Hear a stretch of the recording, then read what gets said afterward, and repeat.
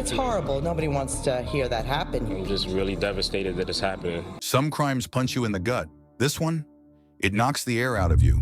Murder is already one of the darkest acts a human can commit. But when the victim is a child, it crosses into a territory that's almost too horrific to comprehend. Bella Edwards. She was just 3 years old.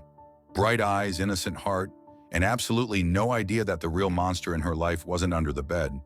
It was living in her home. Her stepfather, the man who was supposed to protect her, became her killer. No warning, no mercy, just pure evil hiding behind a familiar face. This case isn't just tragic. It's terrifying, because the scariest villains don't wear masks. They tuck children in at night. Let's talk about what happened, and why it still haunts anyone who hears the name Bella Edwards. Having a baby is supposed to be one of life's greatest moments, like hitting the emotional jackpot. And when you're lucky enough to welcome a child into your world, there's a built-in instinct: protect them at all costs. Even if that child isn't biologically yours, your brain should scream one thing: keep them safe. I mean, come on, they're tiny, fragile, and completely at the mercy of the adults around them. That's the job of a grown-up, right? Be the shield, be the safe place. But for 3-year-old Bella Edwards, her reality was the exact opposite. In 2018, her stepfather, Marc Jenkins, didn't just break that trust, he shattered it in the most violent, unforgivable way possible. Bella was beaten to death, not by a stranger, not in some faraway alley, but by the man her mother trusted to love her, the same man who was supposed to treat her like his own daughter. And here's the part that hits like a truck. What happened to Bella isn't just tragic, it's vile. The kind of case that makes even seasoned investigators take a walk to clear their heads. Bella's story doesn't just hurt, it haunts. Before we jump deep into today's story, I just want to take a quick moment to thank all of you, my amazing viewers and subscribers, for your support through your likes, shares, and comments. Your engagements help make these stories more meaningful. If you're new here, be sure to hit that subscribe button and join our growing community of true crime enthusiasts. Bella Edwards was just 3 years old, with a heart full of wonder and a future waiting to unfold. She had a loving mom, a baby brother only 3 months old, and a stepfather who, on paper, seemed like part of a happy little family. They lived in a modest apartment in Queens, New York. Nothing flashy, just a quiet routine, a small family trying to make life work. From the outside, everything looked picture perfect. Bella lit up the room, sweet, silly, and full of life. The kind of kid who could make a bad day better with one laugh. But that bright future? She never got to live it, because something unspeakable was waiting in the shadows of her home. April 2nd, 2018, around 6 p.m. The kind of evening when most families are winding down, planning dinner or fighting over the remote. But for Bella, everything came to a horrifying end. A chilling 911 call came through. It was Marc Jenkins, Bella's stepfather. His voice, panicked. He told the dispatcher something terrible had happened. Bella's life was hanging by a thread. Police rushed to the scene, sirens blaring. No time to waste. When they arrived, they walked into a nightmare. Marc was on the floor performing CPR on little Bella. But even through the chaos, something felt off. Bella's tiny body was limp, unconscious, unresponsive. And then they saw the bruises. So many and so severe, it was hard to recognize her. Whatever happened in that apartment wasn't an accident. It was violence, raw, deliberate, and far beyond what anyone could imagine. Even hardened officers stood there stunned. Some cases never leave your mind, and this was one of them. April 2nd started like any other day for Shamika Gonzalez. Around 2:30 p.m., she left home for a routine doctor's appointment. She left her 2 kids, 3-month-old baby boy and little Bella, with her fiancé, Marc Jenkins. Now, in a normal world, that should have been fine. A parent steps out, the other holds down the fort. Simple. But that's not what happened, because while Shamika was gone, something unspeakable was unfolding behind closed doors. She came back home at 5:50 p.m., probably expecting baby cries or cartoons blaring in the background. Instead, she walked into a waking nightmare. Bella wasn't just hurt, she was lifeless, unresponsive. And then came the moment that ripped everything apart. Bella's injuries were beyond brutal. Police later said her stomach was so damaged it looked like it had exploded. This wasn't a slap or a moment of rage gone too far. This was systematic destruction. Bella had been beaten to the edge of recognition and then past it. Emergency responders rushed her to the hospital, probably holding on to whatever sliver of hope they could. But it was too late. Bella Edwards was pronounced dead shortly after arrival. But here's the part that cuts even deeper. This wasn't the first time. As investigators examined her body, they found a dark timeline hidden beneath the bruises. Some marks were fresh, others were fading, signs of past injuries no one had seen, or maybe no one wanted to see. The truth was horrifying. Bella had been suffering for a long time. Behind that sweet smile was a silent cry for help that was never heard, and the man responsible was trusted to protect her. And just when you think it can't get any darker, it does. The autopsy results came in, and what they revealed was nothing short of horrifying. Bella Edwards, only 3 years old, died from blunt force trauma to the abdomen. That's a fancy way of saying someone hit her so hard, so many times, that she slowly bled to death, internally. Yeah, she didn't pass instantly. She suffered, and it was silent. The medical examiner confirmed it. This wasn't a fluke or a freak accident. Bella's body told the whole story. From the fresh bruises to the ones that had already started healing, it was clear this child had been a punching bag for far longer than anyone knew. But here's where the story takes a twisted turn. Despite the evidence, the stepfather, Marc Jenkins, wasn't even the first suspect. Wild, right? The guy literally made the 911 call himself, probably thinking, hey, if I call it in, I'll look innocent. Classic move from someone who watched too many crime shows and didn't realize the cops had already seen this act 100 times. And at first, it kind of worked. Cops started questioning the mother, the grandmother, even the neighbors. Everyone was in shock. Nobody suspected Marc. Not even the folks living next door had a clue what was going on inside that apartment. Because on the surface, he didn't look like a monster. But monsters don't always have fangs or hide under beds. Sometimes, they live in your house and call themselves Dad. A neighbor who made it very clear he didn't want his face shown told reporters he never noticed anything weird. No yelling, no bruises, no red flags. She always had Bella in her arms, going upstairs. Last week she was smiling. She looked happy. But smiles can be masks. And monsters? They don't always growl. They hold babies too. Meanwhile, inside that apartment, a 3-month-old baby boy was also present during the chaos. Thankfully, he was removed from the home by Child Protective Services before anything could happen to him. Authorities say there's no record of any prior investigations involving either child. No warning signs, no past reports. This flew completely under the radar. Now the medical examiner had a grim task ahead: figure out the exact cause of death. Though, it was already pretty clear this wasn't just some tragic accident. It was something much worse. The moment news of Bella's death hit the neighborhood, confusion spread like wildfire. No one could wrap their head around it. From the outside, this family looked picture perfect. Smiling faces, baby in arms, the kind of family you'd wave to from your porch and never think twice. One neighbor even swore he saw Bella in her stepfather's arms earlier that same day.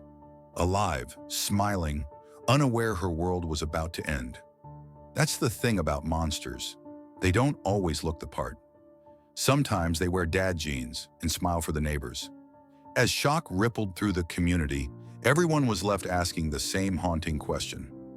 How could this happen? I'm just devastated, one neighbor said. You don't want to believe this stuff actually happens. Especially not here. But it did. And while the police scrambled for answers, Bella's family was falling apart, clinging to whatever hope they had that this was some sort of mistake. But deep down, the truth was clawing its way to the surface. Who could do this to a 3-year-old? What kind of twisted mind chooses that level of cruelty? Bella wasn't just a toddler. She was a light in the lives of everyone who knew her. A bright, bubbly soul who left a big impact in just 3 short years. And now, she was gone. Bella's mother finally broke her silence. and what she said will absolutely crush you. She was friendly, beautiful, affectionate, smart, and lovable, Shamika said through tears. The best daughter anyone could ask for. She wasn't just a daughter, she was a doting big sister to baby Logan. The kind of kid who lights up a room and melts hearts without trying. And the fact that someone snuffed that light out? Unforgivable. But the truth has a nasty habit of crawling into the spotlight. And the very next day after Bella's tragic death, it did exactly that. Police didn't waste time. They slapped the cuffs on Marc Jenkins after finding undeniable proof that connected him to Bella's brutal murder. He had gone from grieving stepfather to primary suspect in less than 24 hours. Guess the 911 call didn't make him look that innocent after all. At first, he was charged with second-degree murder and assault, with the phrase depraved indifference thrown in.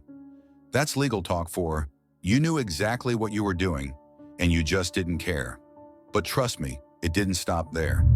As investigators peeled back the layers of this case, things only got darker. Queens District Attorney Richard A. Brown didn't hold back when addressing the public. This is a terribly disturbing case, he stated. The victim here is an innocent little girl, and her body revealed traumatic abuse injuries. In other words, Bella didn't just die, she suffered. And now the truth was out. But justice? That part was only beginning. What exactly went down during those 8 hours Bella was left alone with Marc? Well, that's the million-dollar question. And the chilling truth?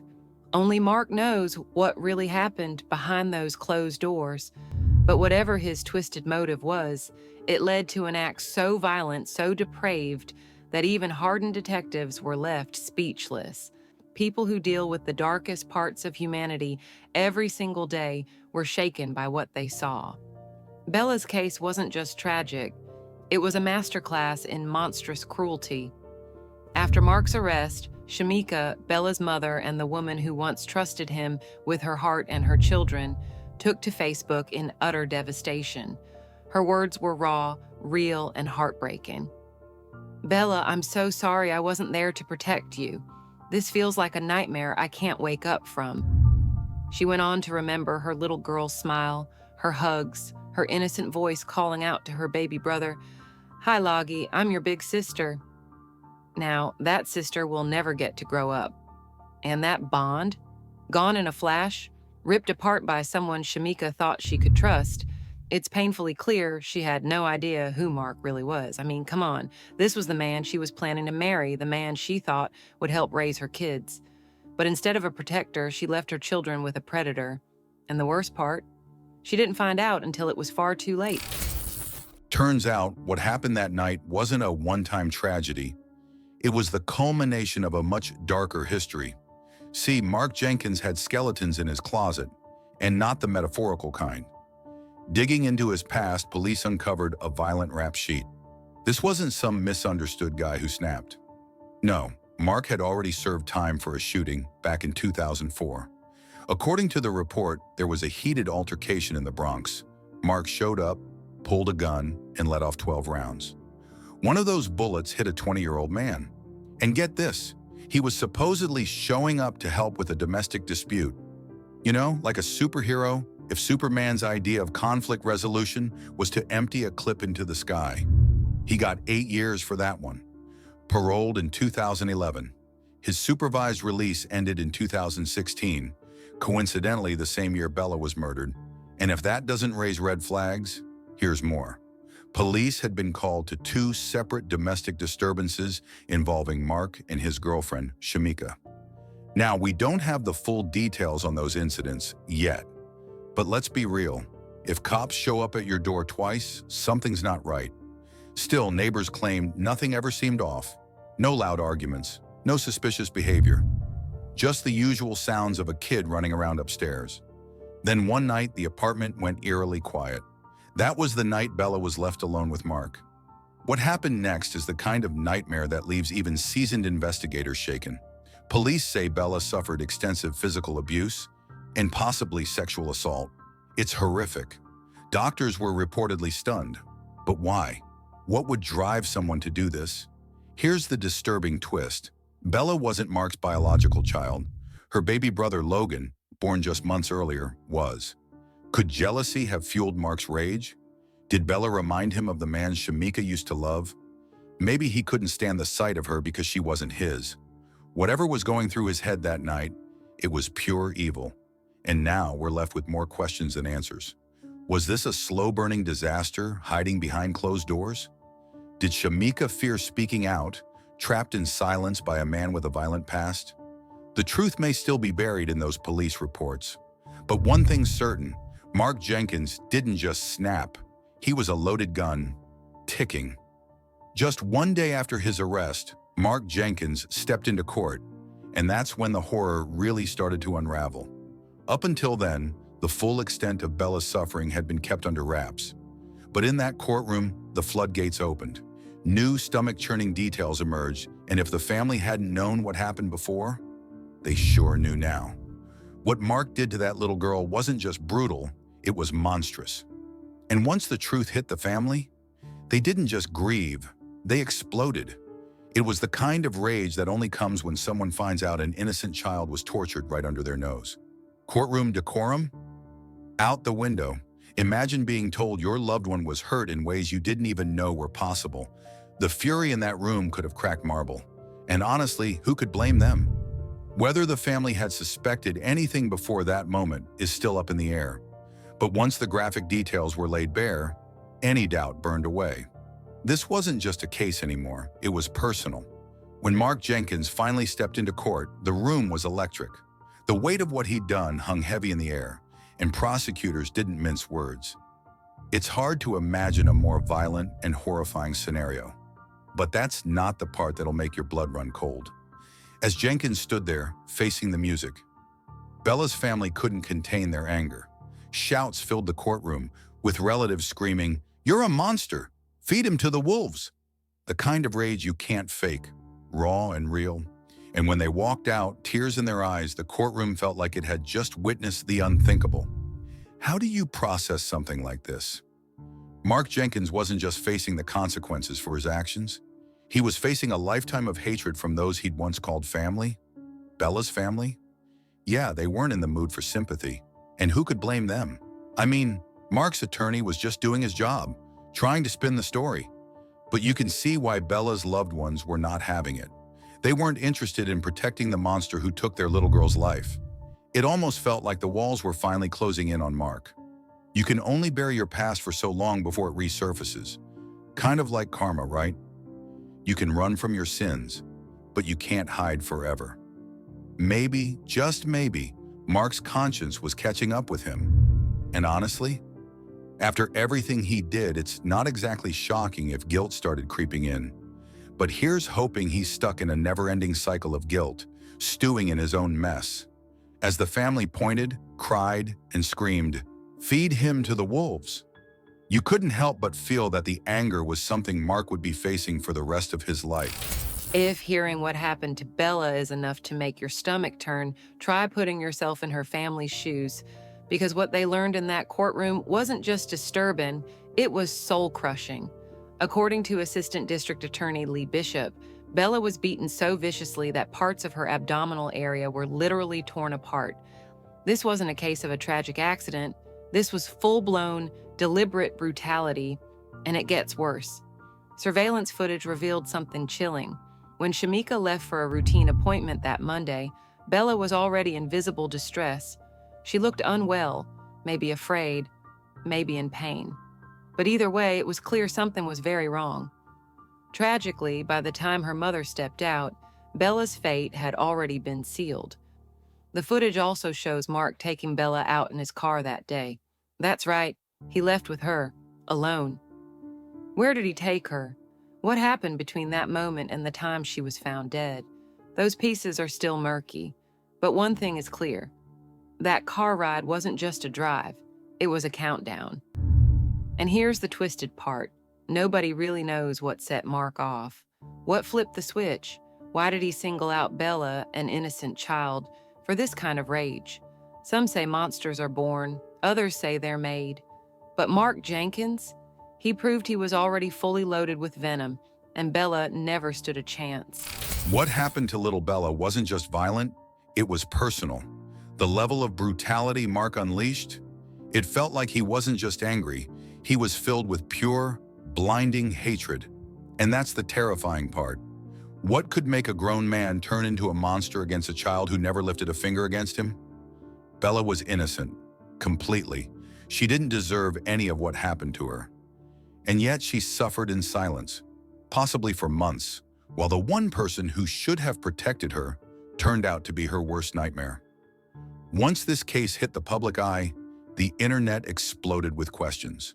But one stood out more than the rest. Where was Bella's mother in all of this? Now, we're not here to toss around wild accusations, but people have started wondering if Shamika really knew nothing about what was going on inside her own home.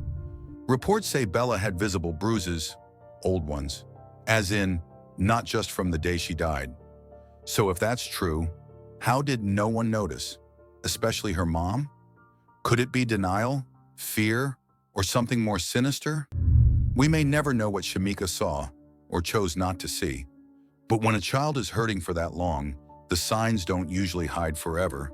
And when the truth does come out, let's just say not everyone's going to walk away from this clean. So here's the question. Did Bella's mother miss something or ignore something? We may never know what really went on behind closed doors. For all we know, Shamika could have been living in fear herself. If Marc was violent with Bella, there's a good chance he was also controlling or even abusing Shamika too. And if that's true, then maybe she did see the warning signs and was just too terrified to speak up. Either way, it's clear their relationship wasn't sunshine and roses. It was rocky, maybe toxic, maybe deadly. But no matter what the backstory is, one thing's for sure. Bella's death shattered everyone who loved her. Her absence left a wound that'll never fully heal. Now, according to Shamika, Marc had never laid a hand on Bella before. She claimed the violence was a one-time explosion. But that doesn't quite line up, because police say Bella's injuries weren't all fresh. Some of those bruises, they were old. That's right, healing marks, meaning this might not have been the first time Bella suffered under Marc's roof. So the million-dollar question is, how did no one notice? Could a mother really miss bruises on her own daughter? It just doesn't sit right. Bella's case is more than heartbreaking. It's haunting. It makes you wonder, how well do we really know the people closest to us? Shamika claims she had no idea Marc was capable of such violence, especially not murder. But maybe that's the scariest part. Sometimes the monster doesn't wear a mask. Sometimes he lives in your house and tucks your kid in at night. So what do you think? Did Shamika know more than she let on? What drove Marc to do the unthinkable? Let us know in the comments below. And hey, if this case sent chills down your spine, don't forget to like, subscribe, and hit the bell for more stories just like this one. Because unfortunately, there's always another case.